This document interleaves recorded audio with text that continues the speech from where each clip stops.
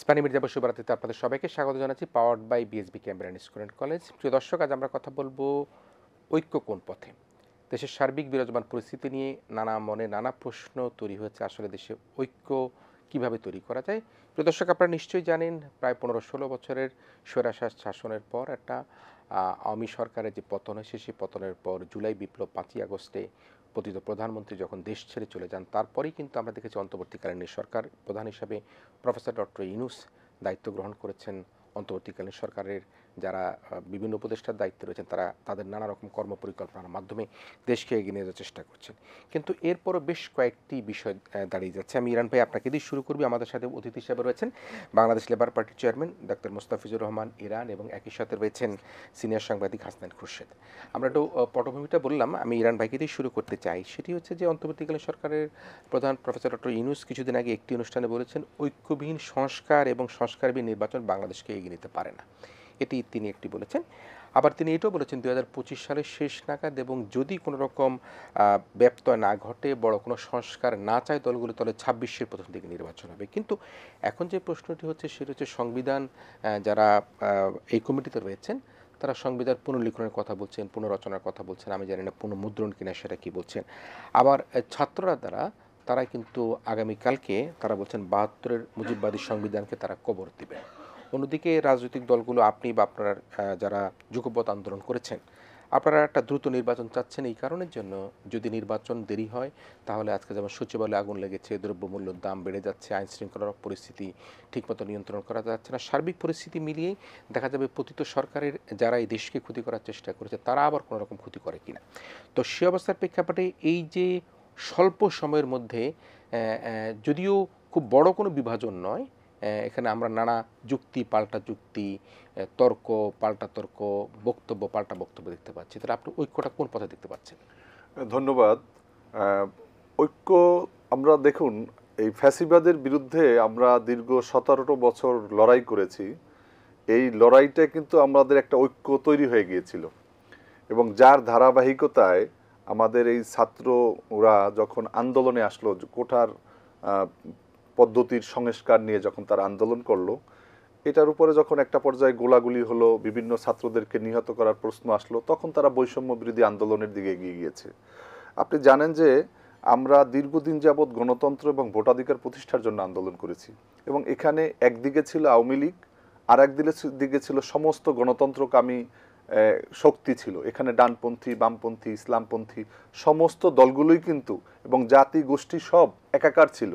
যার কারণে আমরা দেখেছি যে এই ঐক্যের কারণেই আমরা এই ছাত্রদের আন্দোলন যখন ছাত্র জনতার আন্দোলনে রূপ নিয়েছে, তখন সব কিন্তু ঝাঁপিয়ে পড়েছে। আমি মনে করি যে 5 তারিখে যে বিস্ফোরণ হয়েছে, রাজপথে যে জনতার যেই মহামিলন ঘটেছে, এটাই ছিল জাতীয় ঐক্য। এবং এই জায়গার পরে আমাদের প্রত্যাশা ছিল যে ডক্টর মোহাম্মদ ইউনূস বিশ্বের একজন খুব খ্যাতিমান ব্যক্তি, তার প্রতি আমাদের সমস্ত দল মত নির্বিশেষে সবার একটা আস্থার জায়গা, এবং তিনি আন্তর্জাতিকভাবে যথেষ্ট একজন ভালো ব্যক্তি হিসাবে পরিচিত।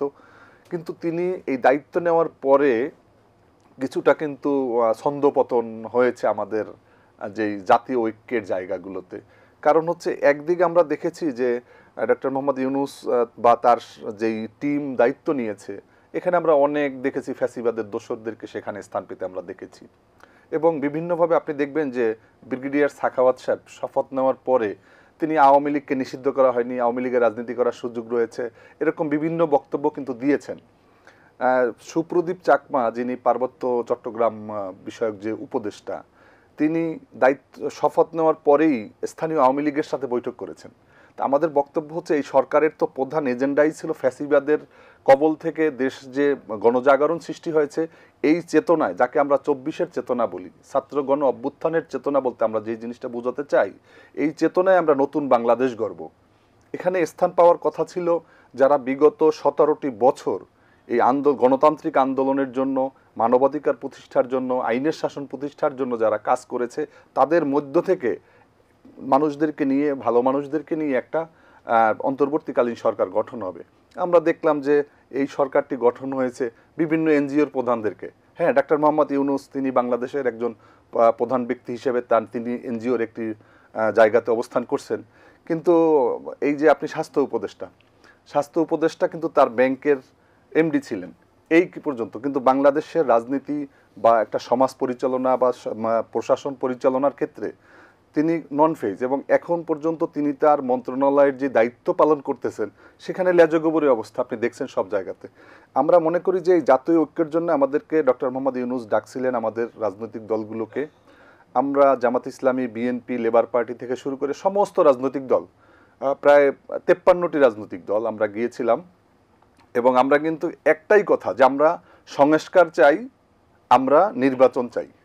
আমরা একটা রাজনৈতিক দল হিসেবে তো আমাদের নির্বাচনটা আমরা অবশ্যই চাইব, কিন্তু আবার সংস্কারও দরকার। যেই কাজগুলো স্বাভাবিক সরকার আসলে, দলীয় সরকার আসলে করতে পারবে না, এই কাজগুলোকে কিন্তু আমরা চাচ্ছিলাম যে এই অন্তর্বর্তীকালীন সরকার করবেন। কিন্তু আপনি দেখেন যে এই যে আমরা কয়েকদিন আগে দেখলাম যে জনপ্রশাসন মন্ত্রণালয়, জনপ্রশাসন সংস্কার কমিশন, তিনি কিছু সুপারিশ করেছেন। এই সুপারিশটা সামনে আসার পরেই আমাদের এই সচিবালয়ে তীব্র আন্দোলন শুরু হলো। সেখানে প্রশাসনের ক্যাডাররা, বিভিন্ন সচিব থেকে শুরু করে প্রশাসনের সবাই আন্দোলনে নামলেন, এবং এটা দুই ভাগ হয়ে গেল। একদিকে প্রশাসন ক্যাডারের, অন্যদিকে বাকি 24 ক্যাডারের সবাই বলছে তাদের বক্তব্য হচ্ছে তাদের উপসচিব দিয়ে শুরু করতে হবে, এবং এটা শুধু প্রশাসন ক্যাডার থেকেই হতে হবে।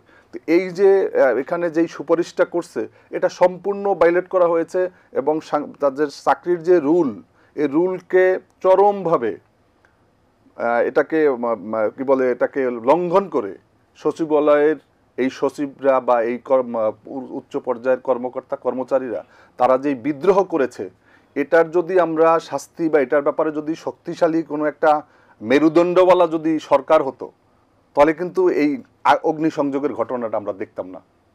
আমরা মনে করি যে আমাদের এই সচিবালয়ে যে অগ্নিসংযোগ ঘটেছে, এটা আমাদের হৃৎপিণ্ডে আঘাত করা হয়েছে, আমাদের কলিজার উপরে আঘাত করা হয়েছে। সারা বাংলাদেশের সমস্ত কাজের হিসাব নিকাশ, সমস্ত জায়গা, কাগজপত্র সব গুরুত্বপূর্ণ সব ওই সচিবালয়ে, কিন্তু সেই সচিবালয়ে অগ্নিসংযোগ করা হয়েছে। এবং যেই সমস্ত মন্ত্রণালয়গুলোতে বিগত সরকারের সবচেয়ে বেশি দুর্নীতিগ্রস্ত এবং দুর্নীতির কাগজপত্র ছিল, সেই জায়গাগুলোতে কিন্তু হিট করা হয়েছে।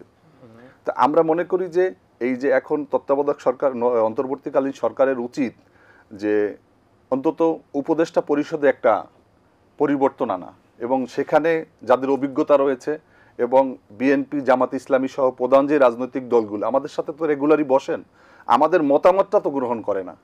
আমাদেরকে যখনই ডাকেন, আমরা একবার আমাদেরকে ডেকেছেন লাগাতার, একদিনে 8টা দলকে তিনি ডেকেছেন, একদিনে 53টি দলকে ডেকেছেন। আজকে যদি বিএনপি, জামাত ইসলামী সহ রাজনৈতিক দলগুলোর পরামর্শে যদি তিনি এই অন্তর্বর্তীকালীন সরকারটি গঠন করতেন, তাহলে কিন্তু আজকে এই যেই সমস্ত যাদের কোনো অভিজ্ঞতা নাই প্রশাসন পরিচালনার, রাষ্ট্র পরিচালনা এক জিনিস, এনজিও পরিচালনা ভিন্ন জিনিস। আমরা মনে করি যে এই সরকারকে কোনোভাবে বিব্রত করতে দেওয়া যাবে না। এটা আমাদের দীর্ঘ 17 বছর এবং আমাদের ছাত্র জনতার এই আন্দোলনে লেবার পার্টির মহানগর নেতা আউয়াল মিয়া শাহাদত বরণ করেছেন, আমাদের ছাত্র সংগঠন ছাত্র মিশনের নেতা নাইম হাওলাদার শাহাদত বরণ করেছেন। আমি নিজে প্রত্যেকটা দিন আমাদের নেতা কর্মী নিয়ে তারেক রহমানের নির্দেশে আমরা রাজপথে ছিলাম। আমি এই 17 বছর আন্দোলনের সবচেয়ে বেশি মজলুম মানুষ আমি। আমার সমস্ত শরীর সাদা। যুবলীগের সন্ত্রাসী হামলায় আমি দীর্ঘদিন যাবৎ হাসপাতালে ছিলাম, আমাকে হত্যার উদ্দেশ্যে হামলা করা হয়েছে। আপনি জানেন যে আজকে 30শে ডিসেম্বর 2018 সালের এই দিনে খুনি হাসিনা সেই নির্বাচন করেছিলেন, দিনের ভোট রাতে তিনি সম্পন্ন করেছিলেন। আজকে আমরা এই দিনটাকে আমরা কালো দিবসও মনে করি, কিন্তু কতটা কালো দিবস আমরা পালন করব। এজন্য আমরা চেয়েছিলাম যে আমাদের যেই বিপ্লব বা আমাদের যেই গণজাগরণ হয়েছে 5ই আগস্টে, এই গণজাগরণটাকে আমরা সুন্দরভাবে আমরা এটাকে দীর্ঘমেয়াদী একটা আমরা ভালো দিকে আমরা এগিয়ে যাব, ঐক্যের মধ্যে ধরে রাখি। নিশ্চয়ই নিশ্চয়ই আমি খুবই দুঃখবোধ করছি আজকে এখানে এসে আপনার কাছ থেকে বেদনার কথা শুনতে হলো। আপনার সরাসরি নির্যাতনের চিহ্ন রয়েছে, আপনি তথাকথিত সেই দলের ক্যাডার বাহিনী দ্বারা নির্যাতিত হয়েছেন। আমি সাংবাদিকতা করে আসছেন এবং এটাই আপনার প্রধানত প্রফেশন। ঢাকা বিশ্ববিদ্যালয় কিন্তু সাংবাদিকতা বিভাগে পড়েছেন। আমরা ঐক্যের কথা বলি, আমাদের আজকের যে অতিথি ডাক্তার মোস্তাফিজুর রহমান ইরান ভাই, তারা রাজনীতির মাঠে ছিলেন। তারেক রহমানের নির্দেশে তারা 5ই আগস্টের যে আমরা দেখেছি যে পতিত সরকার পালিয়ে গেল, সেখানে তারা কাজ করেছেন। ঐক্যের প্রশ্নে কিন্তু একটা জায়গায় যদিও আমাদের মধ্যখানে কিন্তু কিছু কিছু হঠাৎ হঠাৎ ভুল মনে হয় যে ভুল হয়ে যাচ্ছে কিনা, আমাদের মনে হয় যে আমরা কোনো বিপদে পড়ে যাচ্ছি কিনা। তো সেই প্রেক্ষাপটে কিন্তু এখন এই সংবিধান যিনি লিখছেন, যিনি আবার আমাদের নির্বাচন কমিশনের সংস্কার কমিটির প্রধান রয়েছেন, আবার আজকে সিএসি বলেছেন আওয়ামী লীগ নির্বাচন করতে পারবেন, কোনো বাধা নাই যেহেতু নিবন্ধিত একটি দল। আগামীকাল ছাত্রদের আবার ৭২-এর সংবিধান বাতিল করার প্রশ্ন আছেন। তো সেই অবস্থায় একটা ঐক্যের জায়গাটায় কোথাও কোনো চির ধরছে কিনা, আমি বড় কোনো কিছু বলছি না, কিন্তু চির ধরাটাও কিন্তু আমার জন্য দুঃখজনক। কিন্তু আবার একটা প্রশ্ন সচিবে আপনি খেয়াল করবেন, সেটা হচ্ছে প্রফেসর ডক্টর ইউনূস যখন ভারতের একটা প্রশ্নে যিনি যখন সবাইকে ডাক দিলেন, অল্প সময়ের মধ্যে কিন্তু দেশের সমস্ত যে বড় বড় দল থেকে ছোট দল সবাই কিন্তু একত্রিত হয়ে গেছে। সুতরাং আমরা কি ঐক্যের মধ্যে আছি নাকি আমাদের ঐক্যে চির ধরছে, আপনি কিভাবে দেখছেন? আমি মনে করি যে আমরা ঐক্যের মধ্যে আছি।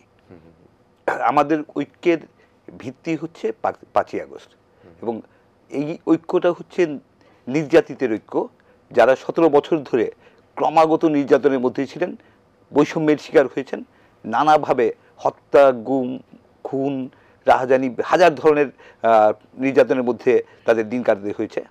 সেই ঐক্য এত দৃঢ় যে এই ঐক্য সহজে ভাঙার না আসলে। তো ঐক্যের মূল জায়গায় কিন্তু ঐক্য কোনোভাবেই ক্ষতিগ্রস্ত হওয়ার কথা না, এবং এখন পর্যন্ত আমি মনে করি কোনো ধরনের ক্ষতিগ্রস্ত হয়নি। এবং আপনি যেটা রেফারেন্স দিতেন যে ভারতের ইস্যুতে, তখন কিন্তু আমরা দেখেছি যে ডাক দেওয়ার সাথে সাথে ইভেন ডাক দেওয়ার জন্য কেউ অপেক্ষা করেনি, সবাই, সব সারা দেশ, সারা জাতি এক হয়ে দাঁড়িয়েছে যে এই দেশের স্বার্থে, দেশের স্বাধীনতা সার্বভৌমত্বের স্বার্থে আমরা কেউ বিন্দুমাত্র আপোষ করতে রাজি না। সেটা সব রাজনৈতিক দল, সব পেশাজীবী, সবার মধ্যেই এই ঐক্যটা ছিল এবং আছে। ঐক্য নিয়ে প্রশ্ন না, প্রশ্ন হচ্ছে যে ঐক্যের একটা বড় ইস্যু হচ্ছে সংস্কার। আমরা এত বছর যেভাবে বাংলাদেশ চলেছে, ঠিক সেভাবে বাংলাদেশ চলুক ভবিষ্যতে, এটা আমরা কেউ চাই না। আমরা চাই যে সত্যিকার অর্থে গণতন্ত্র আসুক, আইনের শাসন আসুক, এবং সেটা নিশ্চিত করার জন্য রাষ্ট্রের গত ১৫.৫ বছর বিশেষ করে যে রাষ্ট্র তো আসলে অনেকগুলো প্রতিষ্ঠানের উপর ভিত্তি করে চলে, সেটা সংসদ, নির্বাহী বিভাগ, বিচার বিভাগ থেকে শুরু করে প্রশাসন, পুলিশ, সশস্ত্র বাহিনী থেকে শুরু করে বিভিন্ন যে রাষ্ট্রের উইংগুলো আছে, যে প্রতিষ্ঠানগুলো আছে, সেই রাষ্ট্রীয় প্রতিষ্ঠানগুলো যত শক্তিশালী হবে ততই আইনের শাসন আমরা পাবো। সেই প্রতিষ্ঠানগুলোকে ক্রমাগত দুমড়ে মুচড়ে ধ্বংস করা হয়েছে এবং দলীয়করণ, ব্যক্তিকরণ করতে করতে নষ্ট করে দেওয়া হয়েছে। সেই জায়গা থেকে সেই প্রতিষ্ঠানগুলো যদি শক্তিশালীভাবে দাঁড়ায়, এই প্রতিষ্ঠানগুলোই আসলে রাষ্ট্রের এবং গণতন্ত্রের ভিত্তি। সো সেই গণতান্ত্রিক ব্যবস্থাটা যদি সত্যিকার অর্থেই কার্যকর হয়, সত্যিকার অর্থেই দাঁড়ায়, তাহলে ভবিষ্যতে আমরা সত্যিকার অর্থে একটা গণতান্ত্রিক বাংলাদেশ পাবো, আইনের শাসনের বাংলাদেশ পাবো। আর সেটা করার জন্যই সংস্কার দরকার।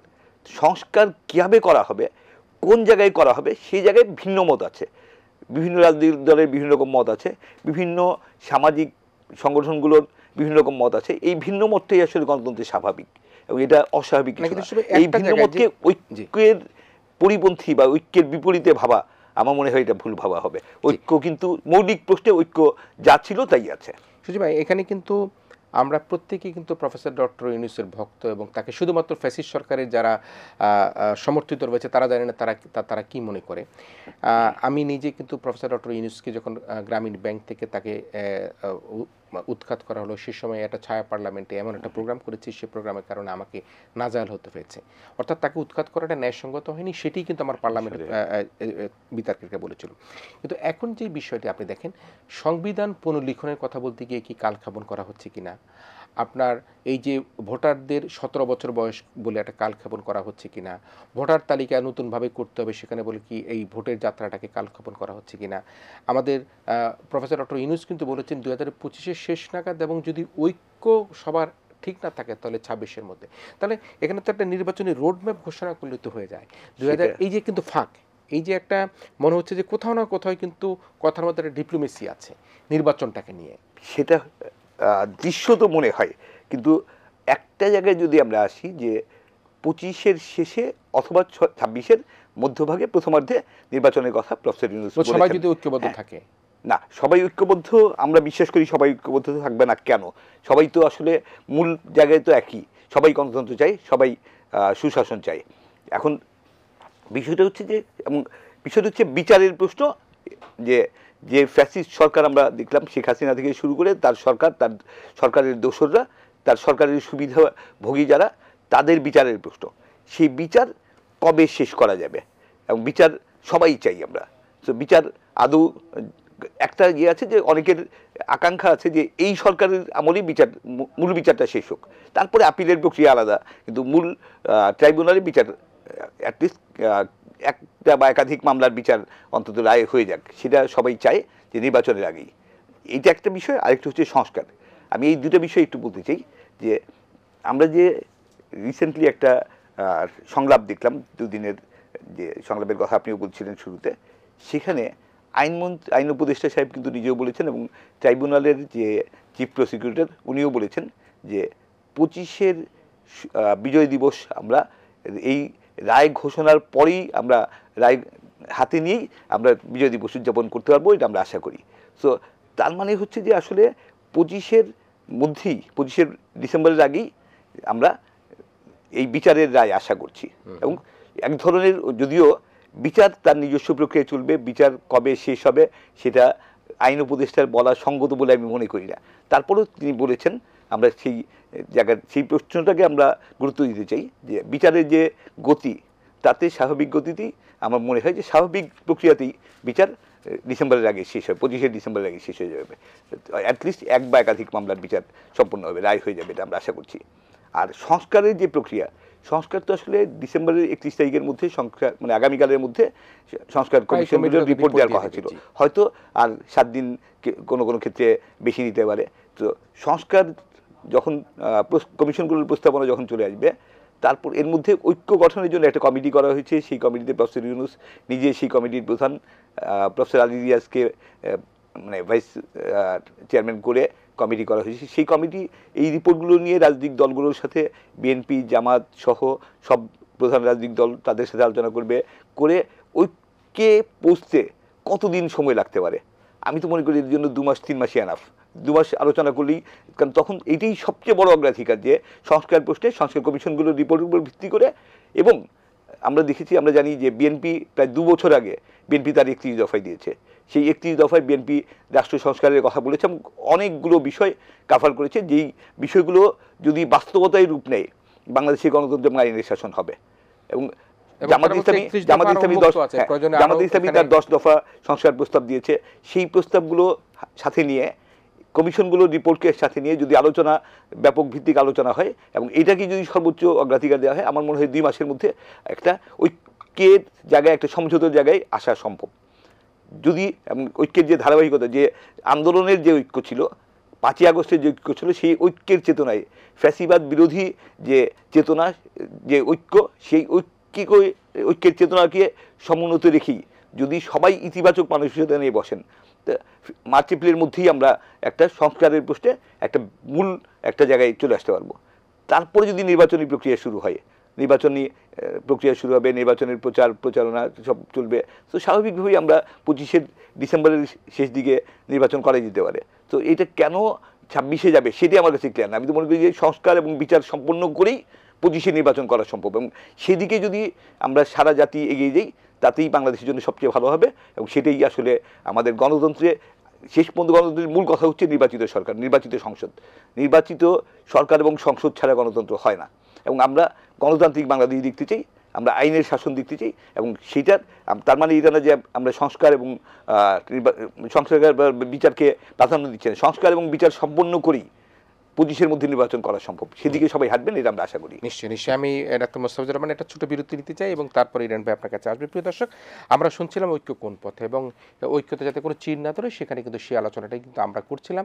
এবং সেখানে আমরা এই আপাতত আমাদের প্রথম পর্বের যে আলোচনা, সেখানে বুঝতে পারলাম হয়তো মত বিভেদ থাকতে পারে, কিন্তু সবগুলোই যে মত বিভেদ একত্রিত করলে আমরা একটা ঐক্যের মধ্যে দিয়ে 2025-এর মধ্যে নির্বাচন করতে পারবো, এই প্রত্যাশা রাখছেন আমাদের দুজন আলোচকই। আমরা একটা ছোট্ট বিরতি নিচ্ছি। বিরতির পরও আবার আপনাদের যে দুজন অতিথি রয়েছেন, ডাক্তার মোস্তাফিজুর রহমান ইরান এবং সাংবাদিক হাসনাইন খুরশেদ, তারা দুজনেই আপনাদের সাথে আমাদের অতিথি হিসেবে থাকবেন। প্রিয় দর্শক, আপনারাও আমাদের সাথে থাকবার জন্য অনুরোধ রইল। প্রাণী মির্জা শুভরাত্রিতে আবারও ফিরে এসেছি। আমরা আলোচনা করছিলাম ঐক্য কোন পথে, এবং আমাদের সাথে অতিথি হিসেবে রয়েছেন বাংলাদেশ লেবার পার্টির সম্মানিত chairman doctor Mustafizur Rahman Iran রয়েছেন, সিনিয়র সাংবাদিক হাসনান খুরশিদ রয়েছেন। আমি আলোচনার প্রথম পর্বেই কিন্তু ঐক্য কোন পথে বলতে গিয়ে কিন্তু আমার মধ্যে একটা শঙ্কার কথা বলছিলাম, যে আসলে এই যে 5ই আগস্টের যে ছাত্র জনতার যে বিজয়, সেই বিজয় কোনো কারণে ছিনতাই হয়ে যাচ্ছে কিনা, কোনোভাবে স্বৈরাচার তন্ত্র এসে আবার এর মধ্যে ফাটল ধরানোর চেষ্টা করে কিনা। তার মধ্যে আমরা বুঝতে পারলাম যে যত কিছু হোক না কিন্তু প্রফেসর ডক্টর ইউনূস যখন একটি প্রশ্নে জাতীয় স্বার্থে যখন বাংলাদেশে হিন্দু কার্ড ব্যবহার করা হচ্ছিল, বাংলাদেশকে যখন একটা হিন্দু নির্যাতন বা সনাতনী নির্যাতনের একটা যন্ত্র হিসাবে ভারতীয় গণমাধ্যমগুলো বা ভারতীয় নেতা কিছু কিছু নেতারা বলছিল, ঠিক সেই সময় কিন্তু আপনারা সবাই কিন্তু একত্রিত হয়ে একই মঞ্চে দাঁড়িয়ে গিয়েছিলেন।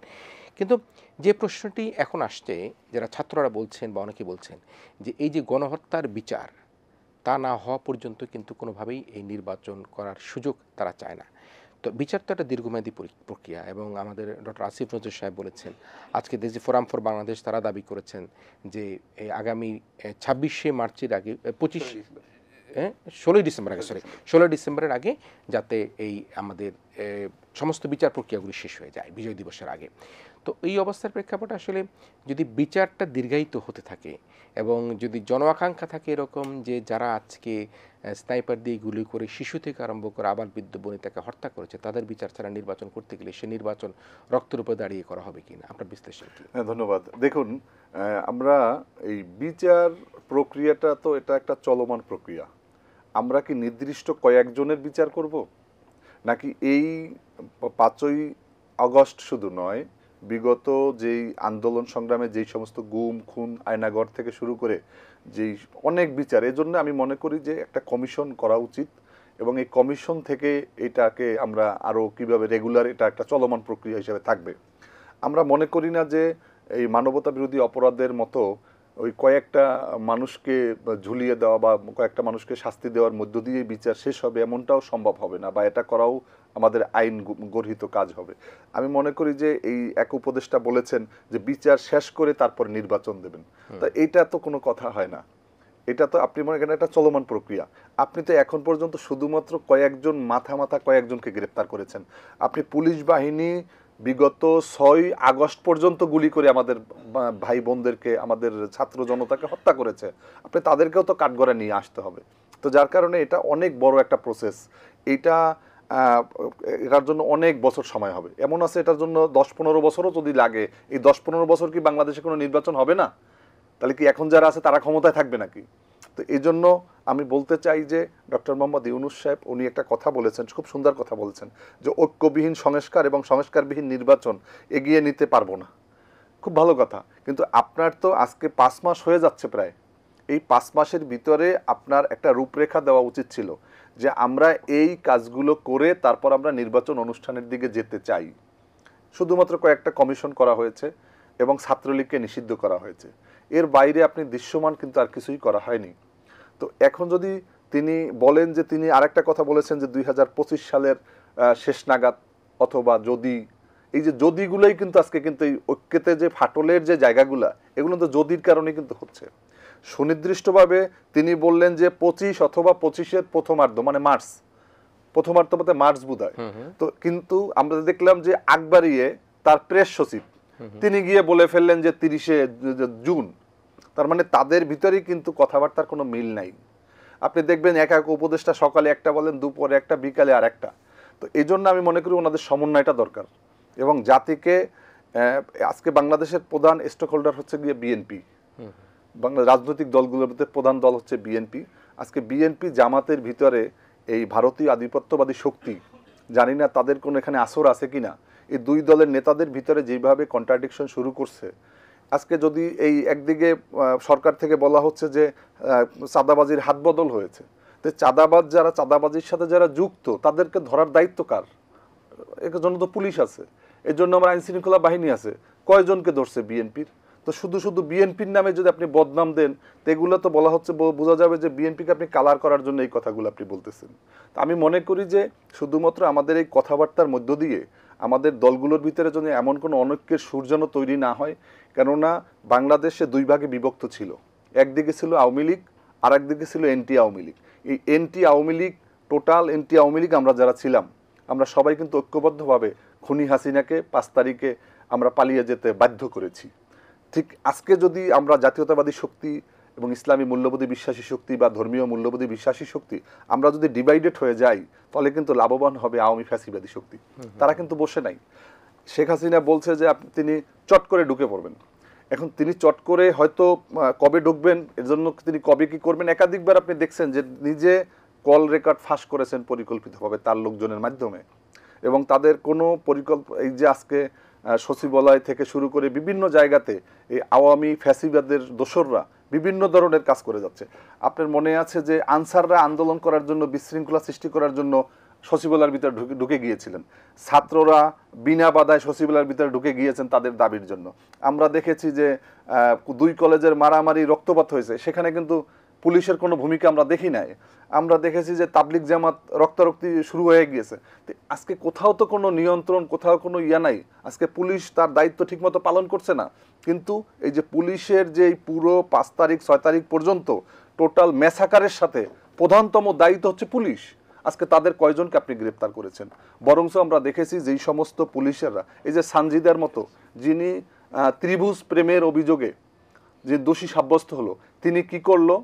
এই আমাদের আইনমন্ত্রী এবং সাবেক পতিত সরকারের আইনমন্ত্রী এবং যে অর্থনীতি বিষয়ক উপদেষ্টা এবং কি বলে একজন সেনা কর্মকর্তা, তাদেরকে তিনি কিন্তু চার্জশিট থেকে বাদ দেওয়ার করলো। তা আপনি এই যে কাজ তো চলতেছে, হাসিনার কাজ তো চলতেছে, প্রত্যেকটা চেয়ারে চেয়ারে কিন্তু এখনো সচিবালয়ে হাসিনার দোসররা বসা।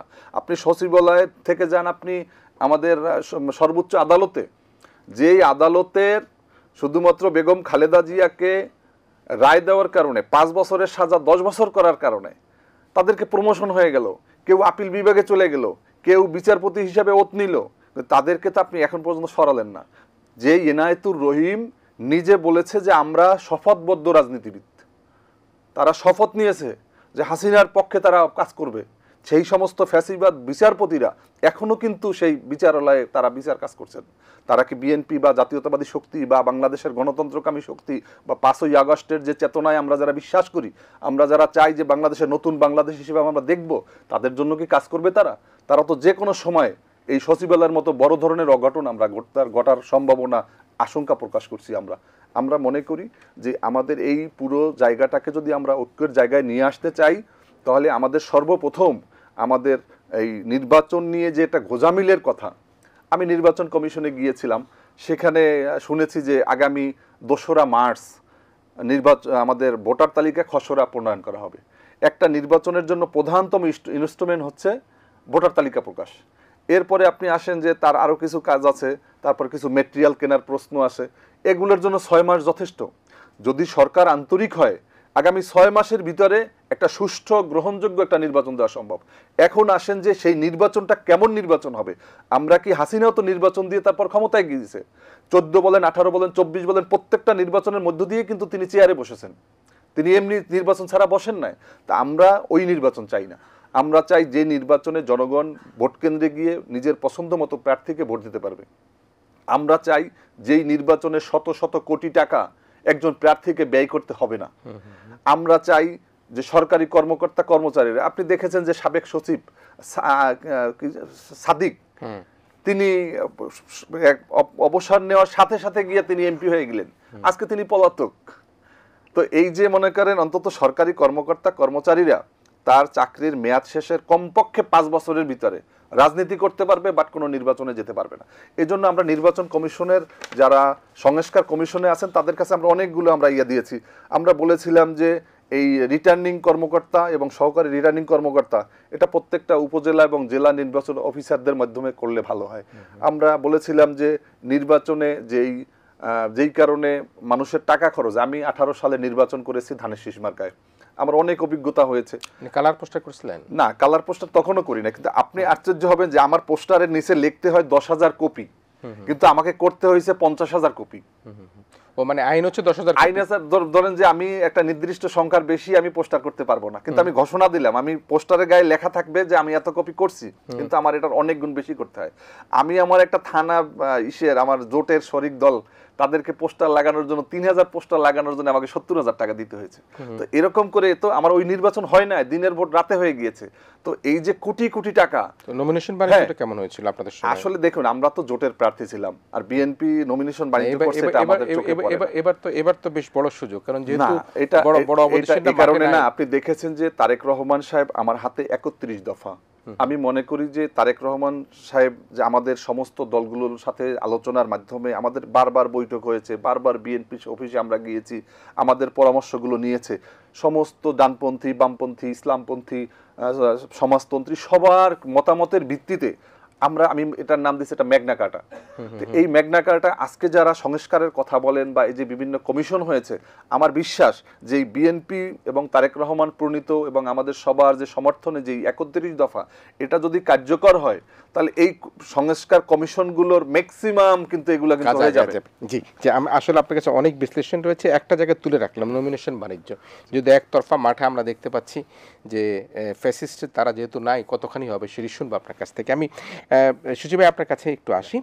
আমরা যেটি বললো, খুব গুরুত্ব সহকারে যেটি বললো, সেটা হচ্ছে এখনও কিন্তু আমরা যদি প্রশাসনিক ক্ষেত্রে দেখি, যেটি একজন নারী পুলিশ কর্মকর্তার কথা বললেন, আমরা কিন্তু এখনও সচিবালয় দেখতে পাচ্ছি যে সাবেক সরকারের বলা হচ্ছে সৎ অফিসার, আমাদের উপদেষ্টাই বলে তিনি খুব সৎ অফিসার, তাকে আমরা মনে করি যে তিনি ভালো।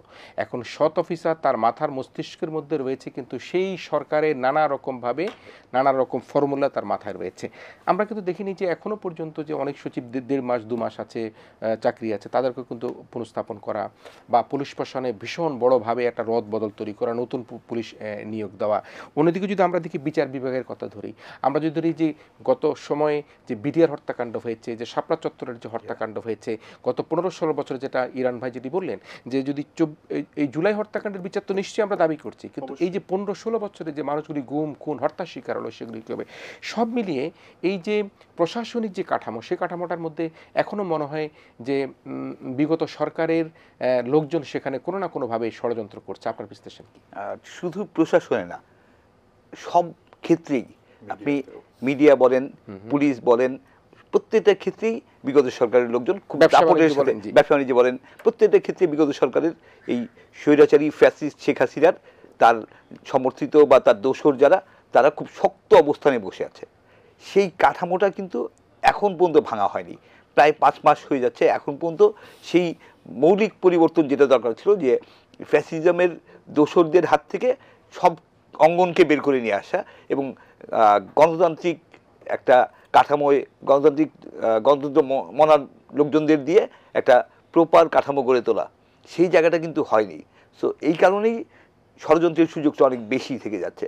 খুব স্বাভাবিকভাবেই শেখ হাসিনা এবং তার সহযোগী যারা দেশের বাইরে পালিয়ে আছে কিংবা দেশের ভেতরে যারা আছে, তারা সবাই ষড়যন্ত্র করবেই। ষড়যন্ত্র অস্বাভাবিক কিছু না, কারণ এই এত বড় একটা ঘটনার পরে এইভাবে 15.5 বছর ক্ষমতায় থেকে 28 লাখ কোটি টাকা, যেটা শ্বেতপত্র কমিশনের রিপোর্ট অনুযায়ী 28 লাখ কোটি টাকা আত্মসাতের পরে, লুটে নেওয়ার পরে, সেই তাদের হাতে টাকা আছে, তাদের হাতে ক্ষমতা আছে, তাদের লোকজন সব জায়গায় বসে আছে, তারা তো চেষ্টা করবেই, তারা তো ষড়যন্ত্র করবেই। কিন্তু সেই ষড়যন্ত্র প্রতিহত করার জন্য যে পদক্ষেপ নেওয়া, সেটা আমরা আশা করেছিলাম প্রফেসর ইউনূসের সরকারের কাছ থেকে। সেই পদক্ষেপ কিন্তু আমরা এখন পর্যন্ত কার্যকরভাবে দেখিনি। যা লোক দেখানো কিছু কিছু বেসিক ছোট ছোট কিছু চেঞ্জ হয়েছে, এই চেঞ্জগুলোতে সব কিছু শুদ্ধ হয়ে গেছে, এটা আমরা কেউ বিশ্বাস করি না। সো আমরা আশা করি যে সরকার আরও অনেক প্রম্পট হবে, অনেক দ্রুত পদক্ষেপ নেবেন, অনেক বেশি সময় ক্ষেপণ করছেন প্রত্যেকটা ক্ষেত্রেই। নির্বাচনের ক্ষেত্রে যেমন সময় ক্ষেপণের প্রশ্ন আসছে, একই ধরনের প্রশাসনিক সংস্কার বা প্রশাসনকে ফ্যাসিস্ট মুক্ত করার, মিডিয়াকে ফ্যাসিস্ট মুক্ত করার প্রত্যেকটা ক্ষেত্রেই অনেক বেশি সময় ক্ষেপণ হচ্ছে এবং অনেক ক্ষেত্রে সঠিক পদক্ষেপটা হচ্ছে না।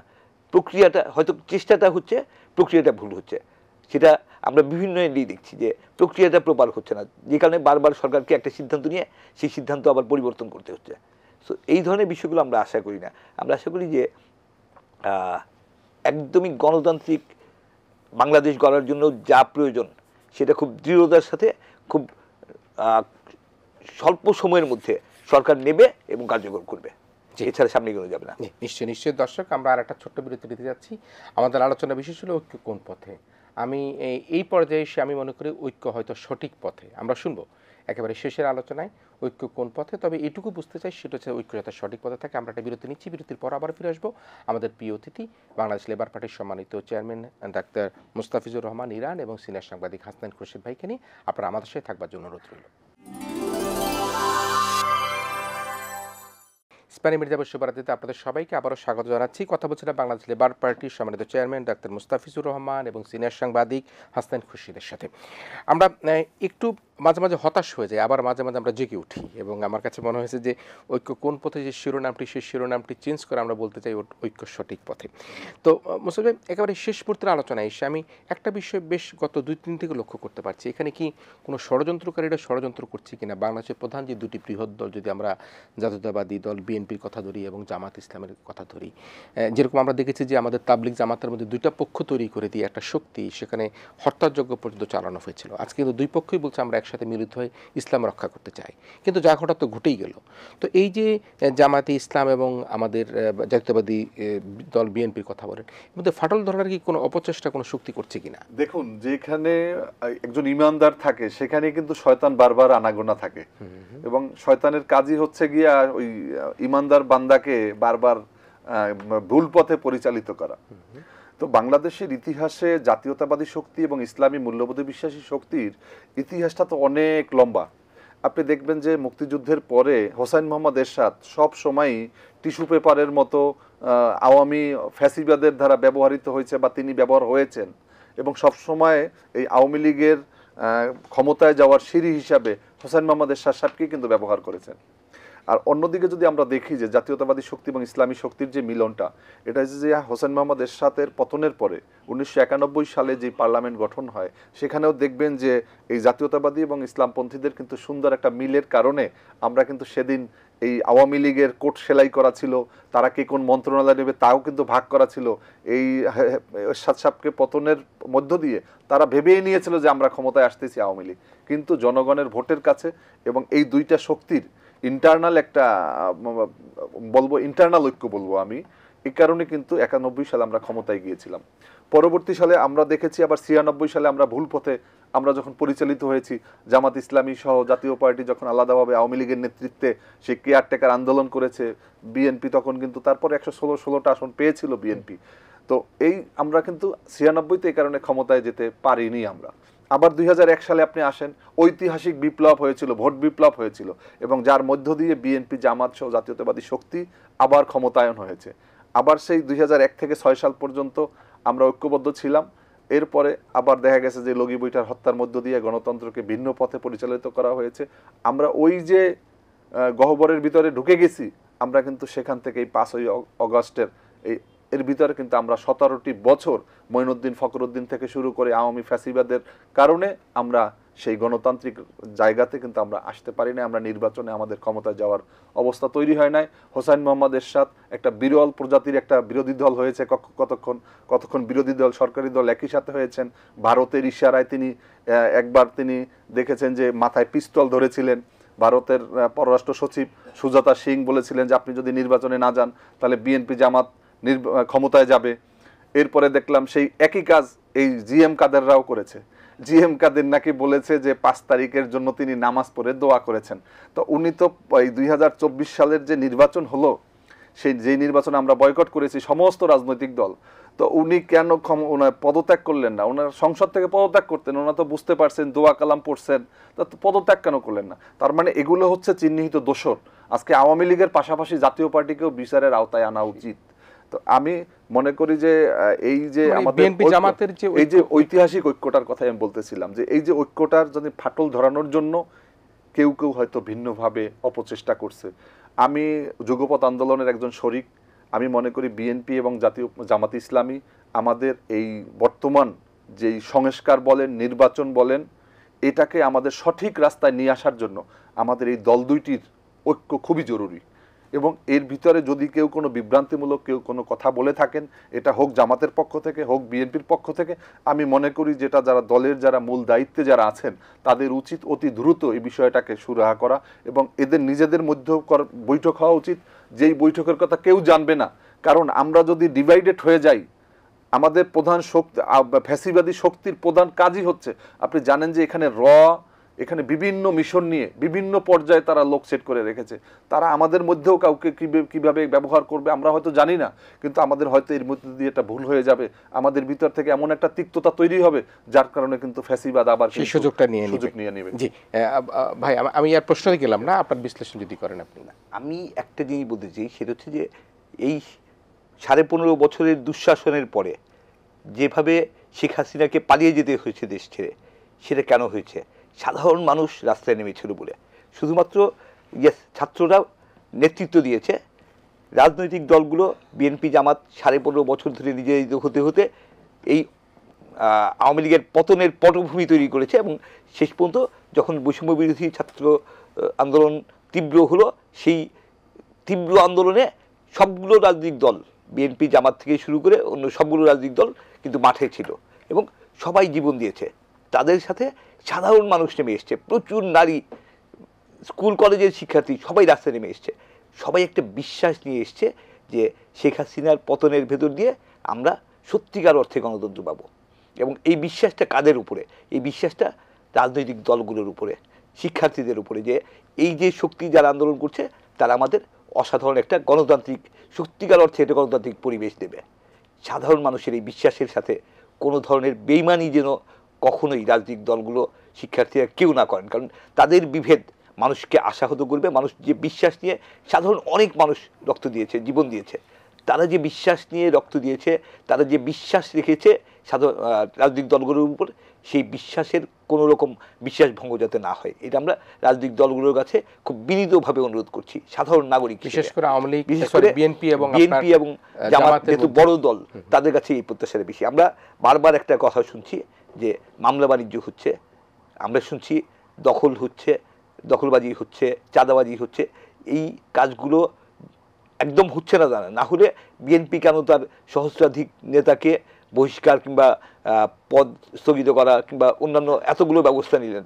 প্রায় 1000-এর বেশি মানুষের ভালো, নিঃসন্দেহে। কিন্তু এটা নিশ্চিত, এটা ইভেন তৃণমূলের যে নেতাকর্মীরা এই ধরনের কাজে যদি যারা জড়াচ্ছে, তাদেরও মনে রাখা উচিত যে শহীদের রক্তের সাথে বেইমানি করা যায় না, এবং তারা নিজেরা গত 15.5 বছর অমানসিক নির্যাতনের শিকার হয়েছেন। তারা নিজেরা, তাদের মধ্যে তাদের অনেক ভাই বোন অনেকেই গুম হয়ে গেছে, খুন হয়ে গেছে, এবং চরম পরিবার নির্যাতিত হয়েছে, বাসায় থাকতে পারেনি, বাড়ি ছেড়ে পালিয়ে বেড়াতে হয়েছে। তো সেই নির্যাতনের পরে মানুষ যে বিশ্বাস রেখেছে তাদের উপরে, সেই বিশ্বাস, মানুষের বিশ্বাস ভঙ্গ করলে মানুষ আশাহত হবে, মানুষ মুখ ফিরিয়ে নেবে। তো মানুষকে কোনোভাবেই যাতে কোনো রাজনৈতিক শক্তি কিংবা বৈষম্য বিরোধী ছাত্ররা, তাদের সবার কাছে আমাদের অনুরোধ, সাধারণ নাগরিক হিসেবে আমরা আর কিছু চাই না। আমরা সত্যিকার অর্থে গণতন্ত্র চাই, আমরা চাই আইনের শাসন। দেশ যে অন্যায় করবে তার বিরুদ্ধে ব্যবস্থা নেওয়া হোক, রাষ্ট্রীয় ব্যবস্থা নেবে, আইনগতভাবে ব্যবস্থা নেওয়া হবে, কেউ মব জাস্টিস হবে না, কেউ নিজের হাতে আইন তুলে নেবে না। সেরকম একটা সত্যিকারের ভালো পরিবেশ, মানে বাংলাদেশ একটা সভ্য সুন্দর দেশ, এটা যেন সারা পৃথিবী দেখতে পারে। আমরা নতুন বাংলাদেশ বলছি, আমরা বাংলাদেশ 2.0 বলছি, সেই বাংলাদেশ তো বাস্তবতায় আনতে হবে, এবং এটা সবাই মিলে আনতে হবে। সেখানে যদি বিভেদ তৈরি হয়, যদি অনৈক্য তৈরি হয়, তাতে ফ্যাসিজম লাভবান হবে। পরাজিত, এইবারের যে পরাজিত শক্তি, যে 24-এর পরাজিত শক্তি কারা? শেখ হাসিনা এবং তার দোসররা, তাদের দেশি বিদেশি যে দোসররা, তারা সবাই পরাজিত শক্তি। সেই পরাজিত শক্তির হাতে সুবিধা তুলে দেওয়া আমাদের কারোর জন্যই ভালো হবে না, রাজনৈতিক দলগুলোর জন্য না, নাগরিকদের জন্য না, আমরা যারা সাধারণ মানুষ আমাদের কারোর জন্য না। তো সেটা যাতে কেউ না করি, আমরা এই জায়গাটায় আমাদের অনুরোধ রয়ে গেল। নিশ্চয়ই নিশ্চয়ই, আমরা শেষ মুহূর্তে একটু আলোচনায় আসছি। ইরফান ভাই, আমার খুব মনে দাগ কাটে, আপনার নিশ্চয়ই মনে আছে যখন যুদ্ধ অপরাধীদের বিচারের নামে ক্যাঙ্গারো কোর্টে বিচার দেওয়া হলো, স্কাইপে কেলেঙ্কারির কথা আপনার নিশ্চয়ই মনে আছে, রায়গুলি কীভাবে লেখা মনে আছে। কাদের মোল্লাকে যখন দণ্ডিত করা হলো, প্রথমে তাকে বোধহয় 10 বছর দেওয়া হলো, পরবর্তীতে যখন গণজাগরণের মঞ্চের তথাকথিত লোকেরা যখন চিৎকার শুরু করলো, পরে আবার রায় উচ্চ আদালতে আমরা শুনেছি যে নিম্ন আদালতে 10 বছরের, উচ্চ আদালতে 5 বছর হয়, 2 বছর হয় বা খালাস পায়, সেখানে গিয়ে তার ফাঁসির আদেশ হয়ে গেলো। সেই স্মৃতিগুলো, দুঃস্বপ্নগুলো কিন্তু আমাদের মাঝে কিন্তু আছে। আমরা সেটা হয়তোবা জামাত ইসলামী বলি আর বা অন্য কোনো দলেরই কাউকে এভাবে অন্যায়ভাবে ফাঁসি দেওয়ার কথা বলে থাকি না কেন, কিন্তু আমরা সেই অবস্থার প্রেক্ষাপটে যেটি আমরা বলছিলাম যে এই দুই দলের মধ্যে তো ঐক্য থাকতে হবে। আজকে আপনারা যারা যুগপৎ আন্দোলন করেছেন আপনাদের মধ্যে কিন্তু পর্দার আড়ালে হলেও কিন্তু অনেক বিষয় আপনাদেরকে আলোচনা করতে, প্রকাশ্যে আলোচনা করা না করেন, আলোচনা করতে হবে। তো সেই অবস্থায় আপনি এই যে ভবিষ্যৎ যে কয়টা দিন আছে সেই কয়দিন আপনাদের যে ঐক্যবদ্ধ যুগপৎ আন্দোলনকারীরা আপনারা ভবিষ্যৎ কর্মপরিকল্পনা কি করতে চান? দেখুন, আমরা কয়েকদিন আগেও, আজ থেকে 4 দিন আগেও আমাদের সাথে বিএনপির সাথে বৈঠক হয়েছে। তো আমরা মনে করি যে বর্তমানে আমাদের ঐক্যটাকে খুবই শানিত হওয়া দরকার এবং এজন্য বিএনপি একমত এবং জামাত ইসলামীও বিএনপির সাথে বৈঠক না হলেও তারাও তাদের জায়গা থেকে বিভিন্ন বক্তব্য বিবৃতির মধ্য দিয়ে তাদের বক্তব্য আমরা যেটা বুঝতে পারছি যে তারাও এই সংস্কার এবং নির্বাচন প্রশ্নে একমত। গতকালকেও জামাত ইসলামীর আমির সম্ভবত বলেছেন যে সুনির্দিষ্ট কিছু সংস্কার করে তারপর নির্বাচন দেওয়া দরকার। তাহলে তো আমাদের সবার মত একই। আপনি দেখেছেন যে গেল কয়েকদিন আগে যে আমরা সাম্প্রদায়িক সম্প্রীতি বিনষ্টের যেই পায়তারার প্রতিবাদে যে আমাদের যে প্রধান উপদেষ্টা আমাদের সবাইকে ডাকছিলেন, মাত্র গত 6 ঘন্টা 8 ঘন্টার ব্যবধানে কিন্তু সবাই চলে গেছে এবং সেখানে যেই বামরা কখনো জামাত ইসলামীর পাশে বসছে নজিরবিহীন, সেখানে একদিকে বাসদের খালেকুজ্জামান আর একদিকে মুজাহিদুল ইসলাম সেলিম, মাঝখানে হচ্ছে গিয়া জামাতে আমির। তো এই যে আমি মনে করি যে রাজনীতিবিদরা ঐক্যবদ্ধ আছেন। এখন এটাকে আমরা জানি কোনোভাবে জানি ভুল দিকে জানি আমরা না আগাই। কারণ হচ্ছে যে ভারতের এজেন্ডা অনেক বড় এজেন্ডা। তারা এখানে চাচ্ছে যে এই সরকারকে বিতর্কিত করার জন্য এবং আমাদের যে ঐক্য রয়েছে এই ঐক্যে ফাটল ধরানোর জন্য। এর জন্য আমাদের সব সময় একটু, আমি মনে করি যে আমাদের বিএনপির যারা সর্বোচ্চ নীতি নির্ধারণী আছেন, বিশেষ করে তারেক রহমান থেকে শুরু করে আমাদের দেশনেত্রী বেগম খালেদা জিয়াও এখন আগের চেয়ে অনেকটা কিন্তু তিনি দেখেছেন যে আমাদের সেনাকুঞ্জে গিয়েছিলেন এবং বিশেষ বিশেষ কিছু নির্দেশনাও তিনি দিয়ে থাকেন। তো আমি মনে করি যে তিনি এগুলো যদি তারা ভালোভাবে দেখেন তা আমাদের এইগুলো কোনো সমস্যা হবে বলে আমরা মনে করি না। এবং আমাদের যে লক্ষ্য, আমরা একটা সুন্দর বাংলাদেশ চাই। আমরা চাই এখানে সাম্প্রদায়িক সম্প্রীতির যেটা রোল মডেল বিশ্বের আমাদের বাংলাদেশের, সে ঐতিহ্যটাকে আমরা ধারণ করে আমরা একটা সুন্দর আগামীর দিকে যেতে পারবো। আগামীকালকে আপনি জানেন যে ছাত্রদের সংবিধান নিয়ে তারা ৭২-এর সংবিধান, দেখুন ৭২-এর সংবিধান নিয়ে আমরাও ৭২-এর সংবিধানের সবটাকে তো আমরা মানি না। আপনি ধর্মনিরপেক্ষতার কথা, এটা মুক্তিযুদ্ধের সময় কখনো কোথাও বলা হয়নি যে আমাদের ধর্মনিরপেক্ষতা আমাদের মূলনীতি হবে। আমি মনে করি যে আমাদের এখানে এটাকে অবশ্যই আমাদের পরিবর্তন করা দরকার। আমাদের এখানে ধর্মীয় মূল্যবোধে বিশ্বাস করি আমরা সবাই। আমরা এখানে সমস্ত হিন্দু, বৌদ্ধ, খ্রিস্টান, চাকমা, মারমা, ত্রিপুরা, তংচঙ্গা, মণিপুরি, খাসিয়া যা আছে আমাদের সবার কিন্তু এক। এবং শহীদ রাষ্ট্রপতি জিয়াউর রহমান তিনি কিন্তু একটা সুতো দিয়ে কিন্তু টোটাল জাতিকে ঐক্যবদ্ধ করেছিলেন। যখন শেখ মুজিবুর রহমান বলেছিলেন তোরা বাঙালি হয়ে যা, তারপরেই কিন্তু শহীদ রাষ্ট্রপতি জিয়াউর রহমান সবাইকে বলছে তোমাদের কাউকে বাঙালি হতে হবে না, তোমরা এই ভূখণ্ডে যারা যারা বাস করো তাদের সবাই একটা পরিচয়, আমাদের সবার একটা পরিচয়, তা হচ্ছে আমরা বাংলাদেশি। এই যে মনে করেন আমাদের যেই ঐক্যের যে জায়গাটা, আমি তো মনে করি যে এটা এই জাতীয়তাবাদী দল বিএনপির নেতৃত্বে, এবং যখন বাংলাদেশের মানুষ বাকশালের কবলে পড়েছে তখন শহীদ রাষ্ট্রপতি জিয়াউর রহমানের হাত ধরে মুক্তি পেয়েছে। যখন গণতন্ত্রকে এই স্বৈরাচারের সাথ হরণ করেছে তখন কিন্তু দেশনেত্রী বেগম খালেদা জিয়ার হাত ধরে আমরা গণতন্ত্র ফিরে পেয়েছি। এখনো সেই ফ্যাসিবাদের দোসরদের যে কবল থেকে আমার বিশ্বাস যে দেশনায়ক তারেক রহমানের নেতৃত্বে আমরা যে লড়াইটা চালিয়ে যাচ্ছি আমরা অবশ্যই বিজয়ী হব এবং এদেশের জনগণ বিজয়ী হবে এবং এদেশে একটি সুন্দর দুর্নীতি, দুঃশাসন, বেকারত্ব এবং প্রতিহিংসা মুক্ত একটা রাজনীতির যে সুবাতাস আপনি দেখেছেন যে টোটাল ঢাকা মহানগরে এই 5 তারিখের পরে অসংখ্য ব্যানার ফেস্টুনে ছেয়ে গিয়েছিল। তারেক রহমানের নির্দেশ সমস্ত ব্যানার ফেস্টুন সরাতে হবে, সব কিন্তু সরে গিয়েছে, ঢাকা শহর খুব পরিষ্কার হয়ে গেছে। এবং আপনি আরেকটা জিনিস যে তারেক রহমান বলেছেন যে আমার নামের আগে দেশনায়ক লাগাতে হবে না বা লাগাতে পারবে না, কেউ কিন্তু দেশনায়ক বলছে না। তার মানে এখন টোটালটা দেশনায়ক আমি মনে করি তারেক রহমানের হাতে, এবং তিনি তার নির্দেশনা মতো আমরা যুগপৎ আন্দোলন বলেন আর তার দল বলেন সবাই আমরা কিন্তু একই সূত্রে গাথা অবস্থায় আমরা আছি। আমরা বিশ্বাস করি এই রাস্তায় আমরা চললে আমরা একটা সুন্দর একটা বাংলাদেশ জাতিকে উপহার দিই। আমরা একেবারে শেষ মুহূর্তে আছি, আমি সচিব আসে যদি সুযোগ থাকে 30 সেকেন্ড ব্যাক মিনিটের জন্য আসবো। সেটি হচ্ছে যে একটা চমৎকার কথা বলেছেন, তিনি এক সুতায় জিয়া রহমান কেটেছে। আমি আবার একটু যোগ করে বলতে চাই বিনা সুতার মালা, কোনো সুতা লাগেনি, সেই সুতা ছাড়াই কিন্তু সকল মতাদর্শের মানুষকে, ধর্ম, জাতি সবাইকে কিন্তু তিনি ঐক্যবদ্ধ করেছেন মরহুম রাষ্ট্রপতি জিয়াউর রহমান। এবং আমরা বিগত বিশেষ করে 5ই আগস্টের পর থেকে তারেক রহমান সাহেবের যদি তার বক্তব্য মন্তব্য আমরা দেখতে পাই যে সেগুলির মধ্যে অত্যন্ত ম্যাচুরিটি, বিজ্ঞতা, প্রাজ্ঞতা আমরা দেখতে পাই। তিনি যখন রাজশাহী অঞ্চলের কথা বলেন তিনি কিন্তু বলতে পারেন রাজশাহীর কোন আমটি সবচেয়ে ভালো হচ্ছে। তিনি ফরিদপুর অঞ্চলের সাথে যখন সমাবেশ করেন সেখানে গুড়ের প্রশংসা তিনি করতে পারেন। তো এই যে প্রজ্ঞা এবং মেধা দিয়ে মরহুম রাষ্ট্রপতি জিয়াউর রহমান একটা বিনা সুতার মালা গেঁথেছিলেন এবং আমরা দেখতে পাচ্ছি তারেক রহমান কিন্তু সেই পথে এগিয়ে যাচ্ছে। তো আমরা এই পথ পরিক্রমায় ঐক্যকে আরো একটু মসৃণ করবার জন্য আপনি একেবারে শেষ মুহূর্তে যেগুলি যে দলগুলো যুগপৎ আন্দোলন করেছে তাদের জন্য আপনার কোনো পরামর্শ আছে কিনা?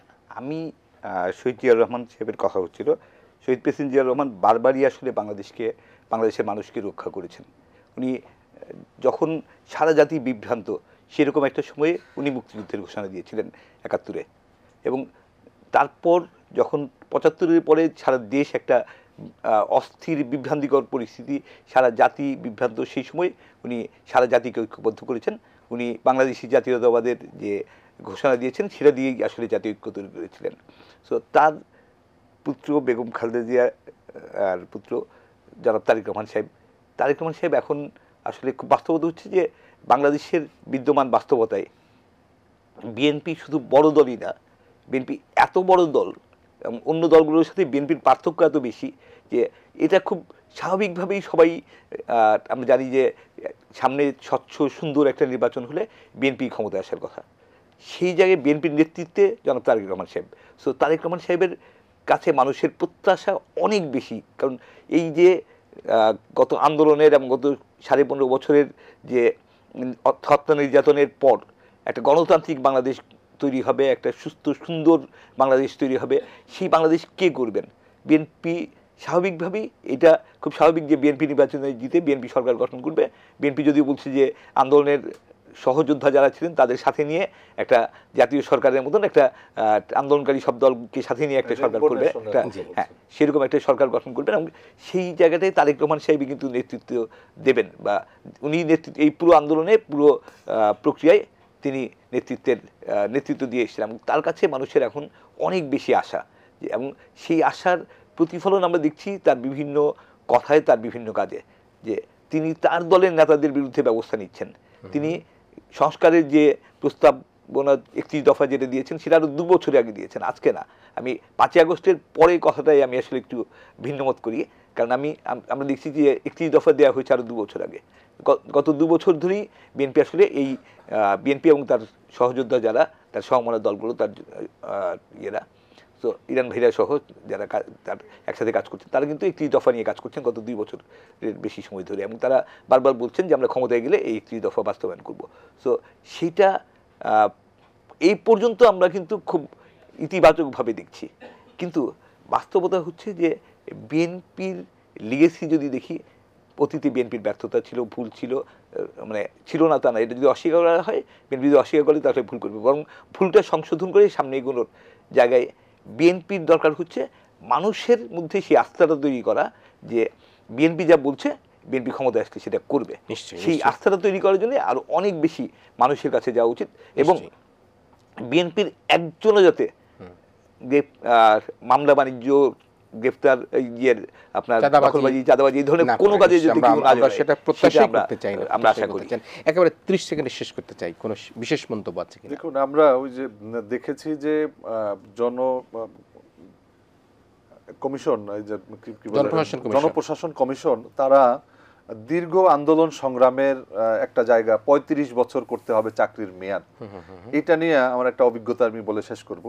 যে 35 বছরের জন্য দীর্ঘ দিন যাবত আন্দোলন করেছে, এবং এই যে 5ই আগস্টের যে বিপ্লবে তাদের অনেক বড় অবদান রয়েছে। 35 প্রায় লক্ষ লক্ষ 35 চাকরি প্রত্যাশীরা তারা কিন্তু রাজপথে অবস্থান নিয়েছে, এবং তাদের বিশ্বাস ছিল যে নতুন যে সরকার আসবে, যে এটা নতুন পরিবর্তনের মাধ্যমে তারা তাদেরকে 35 বছর করবে। এবং আমরা দেখেছি যে এই যে আমাদের জনপ্রশাসনের যিনি চেয়ারম্যান, তিনি সুপারিশও করেছেন। তিনি সমস্ত দেশের অভিজ্ঞতাগুলোকে কাজে লাগিয়ে তিনি, আপনি জানেন যে বিভিন্ন দেশে এখনো 45 বছর পর্যন্ত সরকারি চাকরিতে প্রবেশের আবেদন করা যায়, তিনি এগুলোকে কাজে লাগিয়ে মেয়েদের জন্য 37 বছর আর পুরুষদের জন্য 35 বছর করেছেন সুপারিশ। কিন্তু আমরা দেখলাম তড়িঘড়ি করে একটা সার্কুলার দেওয়া হলো 32 বছর। জি। তার মানে এই যে এখন যেই সংস্কার কমিশনগুলো যেই প্রস্তাব করবে তা যে এই অন্তর্বর্তীকালীন সরকার যথাযথভাবে যে মেনে নেবে বা তা যে বাস্তবায়ন করবে এটা নিয়েও কিন্তু আমাদের সন্দেহ রয়েছে। যার কারণে আমি মনে করি যে অতি দ্রুত বলতে এই যে নির্দিষ্ট কিছু সংস্কার করে নির্বাচনের মাধ্যমে একটা জনগণের সরকারের কাছে ক্ষমতা দিলে এটাই আমি মনে করি যে দেশ সঠিক পথে এগিয়ে যাবে। জি, প্রিয় দর্শক, আমরা ঐক্য কোন পথে এই আলোচনাটা এখানে শেষ করতে চাই এই বলে, সেটি হচ্ছে যে আসলে এখন যে সরকার, অন্তর্বর্তীকালীন সরকার, তারা যদিও কোনো নির্বাচনের মাধ্যমে নির্বাচিত হয়নি, জনগণই তাদেরকে ম্যান্ডেট দিয়েছে এই দেশ পরিচালনার জন্য। তাদের প্রতি আমাদের সকলেরই কিন্তু আস্থা আছে, বিশ্বাস আছে। রাজনৈতিক দলগুলো কিন্তু সেই আস্থা বিশ্বাসের মধ্যে দিয়ে তারা এগিয়ে যাচ্ছে বলে আমরা মনে করি। ছাত্ররাও কিন্তু তাদের কর্মকাণ্ডের মধ্য দিয়ে অন্তর্বর্তীকালীন সরকারের কাছে নানা রকম সুপারিশ, তাদের নানা রকম আবেদন নিবেদন এবং মাঝে মাঝে তারা বিক্ষোভ করছে, এবং রাজনৈতিক দলগুলো কিন্তু একই প্রক্রিয়া রয়েছে। তবে একটা কথা মনে রাখতে হবে, সেটি হচ্ছে যদি এই ঐক্যে ফাটল ধরে তাহলে কিন্তু শুধুমাত্রকারী এই অন্তর্বর্তীকালীন সরকারের নয়, এই দেশ জনতার যারা আজকে ফ্যাসিস্ট সরকারের বিরুদ্ধে আন্দোলন করেছে তারা প্রত্যেকেই কিন্তু বিপদগ্রস্ত এবং বিপদের মুখোমুখি হওয়ার শঙ্কা রয়েছে। তাই আমি মনে করি আজকে আমাদেরকে ঐক্যের পথে এগিয়ে যেতে হবে। নতুন বাংলাদেশ গড়ার যে স্বপ্ন নিয়ে আমরা এগিয়ে যাচ্ছি, সেই স্বপ্নে উদ্ভাসিত হয়ে আমরা আমাদের এই লাল সবুজের পতাকাকে তুলে ধরতে হবে। প্রিয় দর্শক, আপনারা যারা তখন আমাদের সাথে ছিলেন, আপনাদের সবাইকে আমাদের আগামী অনুষ্ঠান দেখার আমন্ত্রণের মধ্যে দিয়ে আজকের মতো এখানেই শেষ করছি। আমাদের প্রিয় আলোচক ডাক্তার মোস্তাফিজুর রহমান ইরান ভাই এবং সিনিয়র সাংবাদিক হাসনাইন খুরশিদ সূচি ভাই, আপনাদের দুজনকে ধন্যবাদ জানিয়ে এবং আপনারা যারা তখন ছিলেন আপনাদেরকেও ধন্যবাদ জানিয়ে আজকের আয়োজন এখানে শেষ করছি। আপনারা ভালো থাকবেন, সবাই মিলে ভীষণ ভালো থাকবেন।